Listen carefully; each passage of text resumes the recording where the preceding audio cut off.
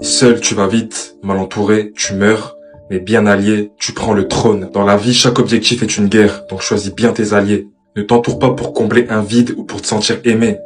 Entoure-toi pour viser le sommet et atteindre tes objectifs. Et aujourd'hui, je vais te montrer l'importance de bien s'entourer en prenant l'exemple de Frank et de Claire Underwood, couple de House of Cards. C'est bien plus qu'un simple couple, c'est une alliance stratégique. La première chose qu'on peut constater avec ce couple, c'est qu'ils ont compris que le pouvoir et l'ambition ne se construisent pas seuls. Claire Underwood n'est pas une simple femme qui est là pour décorer. Elle est aussi ambitieuse, aussi implacable et calculatrice que Frank. Il ne recherche aucunement la dépendance affective.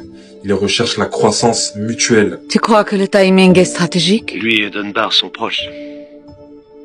Tu as une idée de qui tu vas nommer?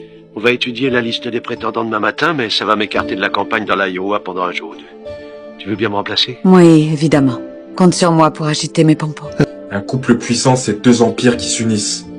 Pas une fusion où l'un se sacrifie. Donc dans tes relations, fuis la dépendance et la fusion. Cherche l'alliance, le respect et l'élévation mutuelle. Deuxième chose à comprendre, c'est que c'est un couple qui aura tendance à prioriser leur mission.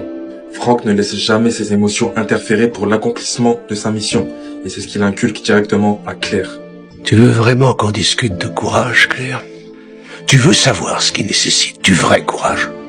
C'est au contraire de fermer sa gueule, quels que soient les sentiments qu'on peut ressentir. C'est savoir garder le contrôle quand les enjeux sont si élevés.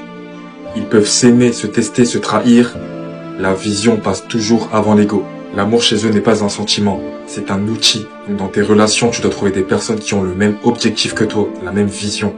Et peu importe les obstacles, apprends à maîtriser tes émotions au lieu de les subir. Parce que le contrôle émotionnel est clairement l'armure des stratèges. La troisième chose, c'est que leur relation repose sur la vision et non sur la passion. Ils ne sont pas là pour les je t'aime ou les tu me manques. Ça, c'est l'amour des émotions. Ils sont là pour conquérir le pouvoir ensemble. Et c'est ce qui rend leur relation forte. La mission est plus importante que le confort. Leur relation n'est pas douce, elle est redoutable. Et c'est ce qui les rend indestructibles. Qu'est-ce que ça nous rapporte au juste? Pourquoi on fait ça exactement? Pour cette maison. Pour la présidence. Si tu as besoin de prendre quelques jours, pas de souci. Rien ne te force à retourner avec moi dans l'Iowa demain. Non. Évidemment que je viendrai.